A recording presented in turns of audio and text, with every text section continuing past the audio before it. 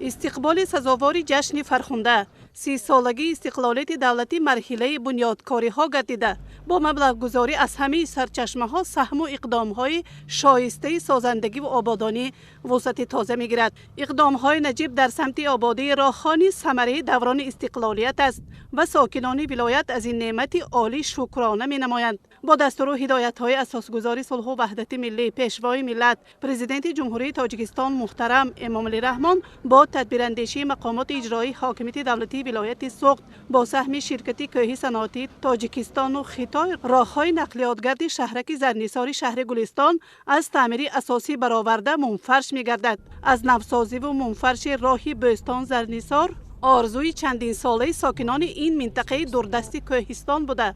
آباد و تعمیر راه از اقدام‌های نجیب و وطن دوستانه است که بر رشد ساحه‌های اقتصادی اجتماعی منطقه مساعدت می‌نماید.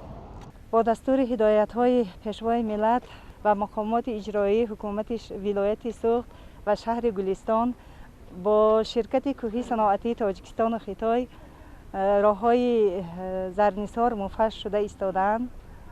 ما از این خیلی شادیم. برای مردم شهرک زرنیسار در 30 سالگی استقلالیت این همچین تحفه می باشد.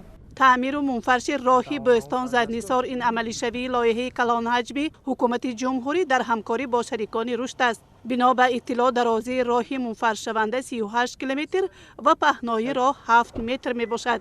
تدبیرهای راهسازی و راهگشایی با فرمایش مؤسسه دولتی نگهداری راههای نقلیاتگرد ولایت عملی گشته کارهای پودرتی را مؤسسه کارهای مکانیکانیده شده به ذمه دارد. کارهای راهسازی و منفرش‌کنی از مرکز شهرک زرنیسار آغاز یافته. تا این مرحله بیش از 3 کیلومتر از تعمیر و منفرش اساسی برآورده شده است. کارهای از نو برقرار و منفرش کنی با صفت بلند طبق معیار و استانداردهای راهسازی تامین گشته.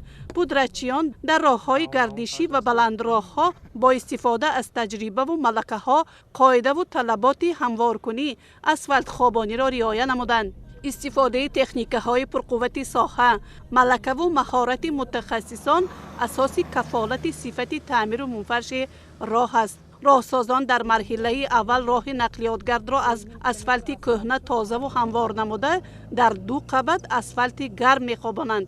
از 38 کیلومتر راه نقلیاتگردی منفرش شونده زیاده از 3 کیلومتر آن به کارهای ساحل مستحکم کنی احتیاج دارد.